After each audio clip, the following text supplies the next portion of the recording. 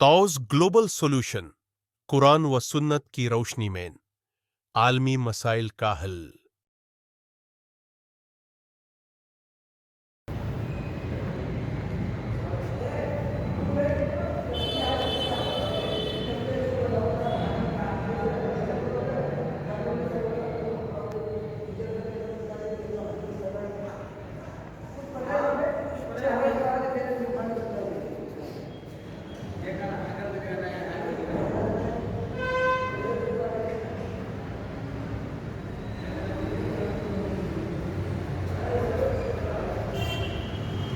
السلام علیکم ورحمۃ اللہ وبرکاتہ۔ الحمد للہ رب العالمین والصلاۃ والسلام علی رسولہ محمد وعلی آلہ وصحبہ اجمعین۔ محترم حضرات، میں بہت زیادہ مشکور ہوں اس ادارے کا اور اس انجمن کا اور آپ تمام طلباء کا کہ ماشاءاللہ آپ سب لوگ جو ہے سالانہ صلاحیتوں کا مظاہرہ کرنے کے لیے یہاں جمع ہوئے، اور میں اس سے بھی زیادہ شکر گزار ہوں جو ہے ذمہ داران کا، اور کچھ چند تاریخی باتیں میں یہاں بیان کروں گا۔ جب یہ ادارے کی جو ہے بنیادی جو مجلس منعقد ہوئی تھی، مولانا عبدالحمید رحمۃ اللہ علیہ موجود تھے، انہوں نے جب یہ ابتدا کیا تو انہوں نے دیکھا اور کہا کہ بھائی سب لوگ مہمانوں کو بھی بلاؤ، اور سب لوگ، میں اس وقت سعودی عرب میں مطلب جاب کرتا تھا اور الحمدللہ وہاں امامت کرتا تھا، تو انہوں نے بلایا اور سب لوگ نے کیا، تو میں اس وقت اپنے بچے کو میں نے متوقع کیا ہے۔ الحمدللہ ثم الحمدللہ ہمارا بیٹا عبدالرحمان وہ حافظ بنا، پھر عالمیت بھی کی، اور آج مدینہ اور مکے میں ماشاءاللہ پڑھ رہا ہے اور گریجویشن بھی کیا ماشاءاللہ۔ اور ہمارا دوسرا بیٹا ماشاءاللہ عبداللہ تھوڑا سا کمزور ہے لیکن وہ بھی کوشش کرتے ہیں، میرا بیمار ہے تھوڑا، اور تیسرا بیٹا ماشاءاللہ عفان بھی اس سال انشاءاللہ بإذن اللہ دل مکمل کر دے گا۔ تو اللہ رب العالمین کے لیے اگر کوئی چیز آپ وقف کریے تو پوری طرح سے وقف کریے۔ اور دوسرا مسئلہ میرا جو یہ تھا کہ ہم نے نیت میں اور انصاف میں برابری کی کہ بعد میں جو ہے لڑائی نہ ہو، کہ جیسے میں اپنے جو ہے ان سے لڑتا تھا والدین سے کہ جس طرح سے آپ نے مجھے مدرسے میں ڈالا تو باقی لوگوں کو کیوں میڈیکل کالج میں اور انجینئرنگ کالج میں اور MBA اور یہ PhD اور BTech اور FRCS وغیرہ کیوں کرایا؟ آپ نے انصاف کیوں نہیں کیا؟ والد صاحب ہمارے ماشاءاللہ کنسٹرکشن ڈویژن میں تھے، تو وہ پولیس اسٹیشن اور تھانے، ہاسپٹلس اور ہاسٹلس بڑی بڑی عمارتیں بناتے تھے گورنمنٹ کی۔ تو گورنمنٹ جب بھی کوئی پلان یا کوئی بھی چیز لاتی ہے تو لوگ پینک اور خوف زدہ ہو جاتے ہیں۔ تو ہم لوگ جانتے ہیں کہ یہ گورنمنٹ کی پلاننگ ہوتی ہے، اس میں کسی بھی طرح کے خوف یا کسی بھی طرح کی اس کی ضرورت نہیں ہے۔ ہم لوگ اللہ رب العالمین کی عبادت کرتے ہیں، ہم لوگ اللہ رب العالمین کی عبادت کرتے ہیں، تو ہم لوگ اسی سے ڈرنا ہے، اسی کی عبادت کرنا ہے، اور نبی کریم صلی اللہ علیہ وسلم کی سنت پر، دین پر عمل پیرا ہے۔ تو ہمیں کسی بھی طرح کی کسی بھی اس سے پینک ہونے کی ضرورت نہیں ہے۔ یہ ہمارے لیے بڑی سعادت اور خوش نصیبی ہے کہ ہم جو ہے اس مجلس میں جمع ہوئے، اور سالانہ کارکردگی میں یہ بھی ہمیں پتہ چلا کہ ہم آپس میں دوستوں میں اور کلاس میں تو بہت اچھا یاد رہتا ہے، لیکن جب ہم کسی مجلے میں یا امتحان دیتے ہیں تو اکثر گھبراہٹ ہوتی ہے۔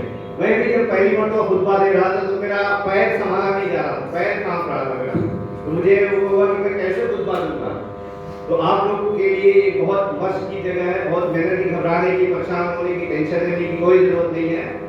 یہ اس سے آپ لوگوں کا محاسبہ بھی ہوگا، کیونکہ جیسا کہ اللہ کے نبی صلی اللہ علیہ وسلم نے ارشاد فرمایا، ان اللہ یرفع بہذا الکتاب اقواما ویضع به آخرین۔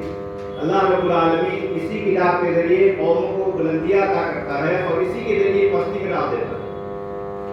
اسی طرح سے دنیا میں بہت سارے خبیث بھوت شیطان اور جو ڈسٹربنگ ایلیمنٹس ہیں آپ کو ڈسٹرب کریں گے، تو آپ کو کنسنٹریشن کے لیے یہ ضروری ہے کہ آپ سب کچھ بھول جائیں۔ سپوز آپ کو کہیں کا سفر کرنا ہے تو آپ سب کچھ بھول جائیے، راستے میں کوئی ہاتھ بجائے گا، کوئی زگ زیگ چلائے گا، کوئی آپ کو ڈسٹرب کرے گا۔ اسی طرح سے اسٹیج پر جب آپ پرفارم کریں تو سب بھول جائیں کہ کون ہنس رہا ہے، کون ٹماٹر پھینک رہا ہے، کون تنقید کر رہا ہے، آپ اپنے آپ پہ کنسنٹریشن کریں. ایک بچے کا مجھے بہت پسند آیا کہ جب وہ برداشت نہیں کر پا رہا تھا تو اس نے اپنی آنکھیں بند کر لی. ماشاء اللہ، اللہ تبارک و تعالیٰ کرے. تو یہ سیکھتے سیکھتے ہی کانفیڈنٹ آئے گا آپ لوگوں کو. اور ہم لوگ الحمدللہ ثم الحمدللہ یہ حفاظ کرام صرف انسانوں کی تعلیم و تربیت کے لیے نہیں نکل رہے، انشاءاللہ باذن اللہ بھوت کبھی شیطان ان لوگوں کے بھی سدھار کے لیے کام کریں گے. اللہ رب العالمین قرآن عظیم میں ارشاد فرماتے ہیں یرسل علیکما شواظ من نار ونحاس فلا تنتصران. تمہارے اوپر جو ہے شعائیں جہنم کی آگ اور تمہارے یہ جنوں، تو نار کے معنی جن بھی ہے اور نار کے معنی جہنم کی آگ بھی ہے. تو تمہارے اوپر شواظ ڈال دیا جائے گا، فورس ڈال دیا جائے گا. اور نحاس جو ہے ایک خاص قسم کی دھات ہے جو آپ اجوا کھجور میں پائیں گے. تو ہم لوگ جب علاج کرتے ہیں تو اجوا کھجور بھی کھلاتے ہیں. تو اس میں جو ہے اس طرح کی، تو اللہ رب العالمین نے جو سب سے بہترین میٹیریل بنایا ہے وہ جتنے بھی چیز، جو بھی سب چیز اللہ رب العالمین کی جو بھی مخلوق ہے، لیکن قرآن کریم اللہ رب العالمین کی مخلوق نہیں ہے، اللہ رب العالمین کی صفت. تو آپ سوچ لیجیے آپ کی عظمت میں کیا بیان کروں، میرے پاس الفاظ نہیں. تو جو حافظ قرآن ہو رہے ہیں یہ کبھی بھی دنیا کی طرف مائل نہ ہو، اپنا کنسنٹریشن کریں، اپنا پرفیکٹ کریں، کیونکہ قرآن عظیم میں مشابہات بھی ہے. ایک تو محکم آیات ہے جو ہمیں فالو کرنا ہے 100%، اور دوسری مشابہات ہیں جن کے دلوں میں کھوٹ ہے وہ مشابہات سے فلیکچویٹ ہوتا ہے. تو ہمیں مشابہات پر دھیان دینا چاہیے کہ ہم کہاں پر کون سی آیت پڑھ رہے ہیں، اس سے پہلے کیا ہے، بعد میں کیا ہے، اس میں کیا تغیرات ہے، کیا تبدیلی ہے. یہ آپ لوگوں کو خاص کر حفاظ لوگوں کو دھیان دینا ہوگا. دوسرے، قرآن کریم اگر باضابطہ آپ تلاوت نہیں کریں گے مدرسے سے نکلنے کے بعد بھی تو وہ بھولنے لگے گا. اونٹ کی طرح اونٹ کو رسی میں باندھ کر رکھو، پھر اللہ پر بھروسہ کرو. اسی طرح سے کچھ اور باتیں تھی کہ جیسے جب جو بچہ یاد کرتا ہے تو 1 مرتبہ 2 مرتبہ 3 مرتبہ 4 مرتبہ 5 مرتبہ 7 مرتبہ، اس سے بھی زیادہ جب تک یاد نہ ہو جائے.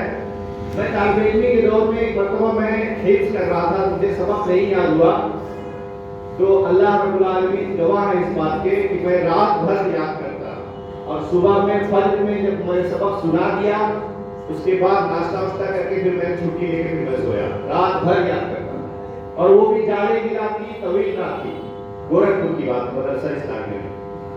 تو اس کے بعد اللہ رب العالمین سے میں یہ دعا کرتا ہوں کہ اللہ رب العالمین اس ادارے کو، کی تمام برانچز کو، اس کے مرکز کے ذمہ داران کو، اور اس میں جو بھی اساتذہ کرام محنت کر رہے ہیں، ان سب کو دن رات ہر وقت جو ہے ترقی عطا فرمائے، بلندی عطا فرمائے، شرور فتن سے، نجات سے، اور ہمارے طلباء کو بھی سب کو انشاءاللہ اللہ رب العالمین ہر بلندی پر پہنچائے اور دین و دنیا کی سعادت کا ذریعہ بنائے.